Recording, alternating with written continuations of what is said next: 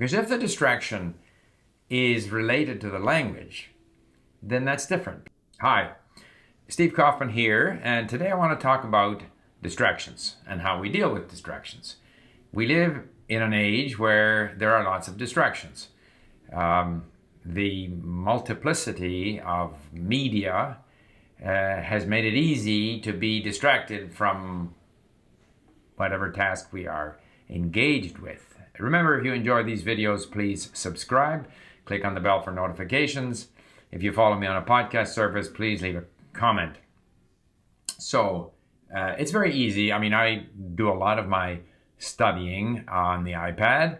Right now, in fact, I'm going through some material from a podcast in Persian called B+, where he provides sort of concise reviews of books, a lot of self-help books, one of which was Deep Work by Cal Newport, and the other one was Focus by a gentleman called Goldman.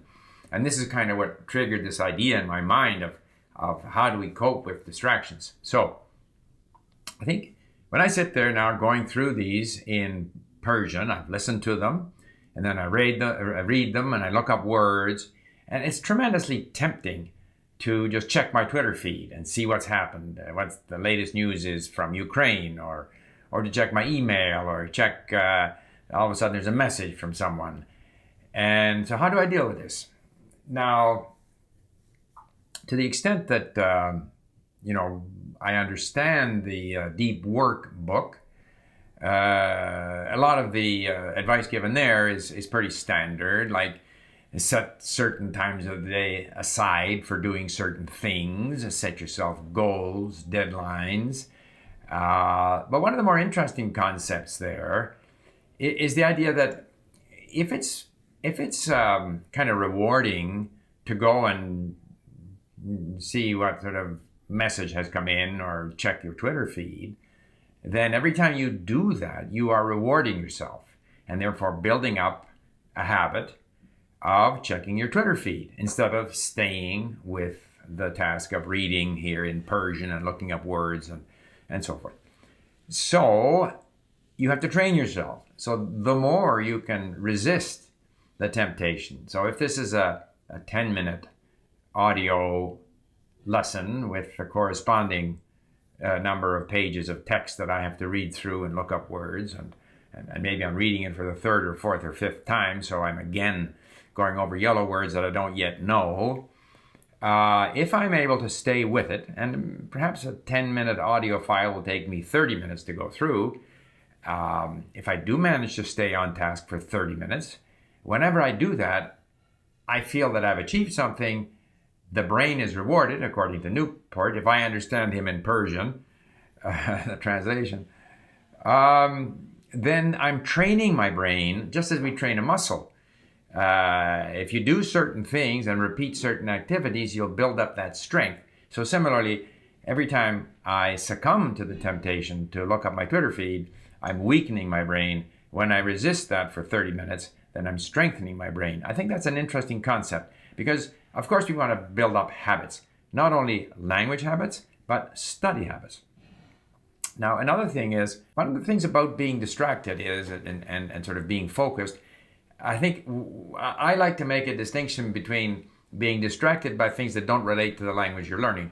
Because if the distraction is related to the language, then that's different. Because I think one of the concepts in Goldman's book about focus is that to some extent we should be open to new ideas, open to new stimulus, and not constantly responding to the sort of, if I understand the book again via the Persian, the sort of more basic instincts of ours that make us afraid of this or nervous about that or want to know about this.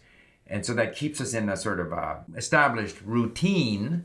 In a way, we should be more open to new things. So the distractions might be quite positive. For example, if my wife is watching a Netflix series in Egyptian, which she was doing a couple of weeks ago, that's a distraction. And all of a sudden, wow, I want to do more Egyptian Arabic. In other words, the distraction can be a source of stimulus. And I think when we're language learning, we're kind of vagabonds. We want to wander around, sample some of this, sample some of that. It's not like we sort of sit down and, okay, for the next hour I'm going to try to nail this vocabulary list. That's not very effective. If we allow ourselves to be distracted a bit, that can bring a lot of reward and maybe makes our brains more open, because after all, when we're learning a language, we're trying to get this new thing, this new way of seeing things, of expressing things into our brain. And I think we need to be flexible for that to happen. We need to be open to new ways of saying things. And this sort of flexibility in our attitude, I think, is a big part of what makes some people better language learners than others. So it may just be, and I have no research to support this, but it may be that a certain degree of openness, willingness to be distracted, willingness to enjoy the distraction, can be beneficial. While at the same time, if that is a distraction that takes you away from the language learning task itself, then that's not a good thing.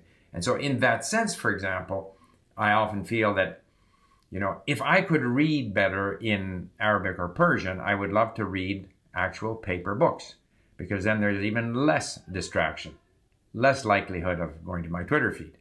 And I found that, say, for Czech, or even for Polish, or even Russian, Ukrainian, where I can read those languages more easily, than reading in a paper book is a way of getting more deeply into the language. Whereas reading on my iPad and I'm looking up words and I'm listening to text-to-speech, those are kind of distractions from the actual task of absorbing the content. And of course, when we read and when we absorb the content, we are getting our brains used to the language. So I guess what I'm saying is that you have to have a strategy which allows you to be distracted. When you are good enough to read paper books, I definitely recommend doing so. On the other hand, if, as in the case of my Arabic and Persian, there are just so many words that I don't really quite know how to pronounce and I really don't know the meaning of them, that it's simply too frustrating to read a paper book. So I read on my iPad. But my objective eventually is to be able to read, paper material in those languages. So leave yourself open-minded to distractions, but try to suppress those distractions that take you away from the language entirely. And doing that, you can develop some good habits, just like muscles, which will make you a more effective language learner.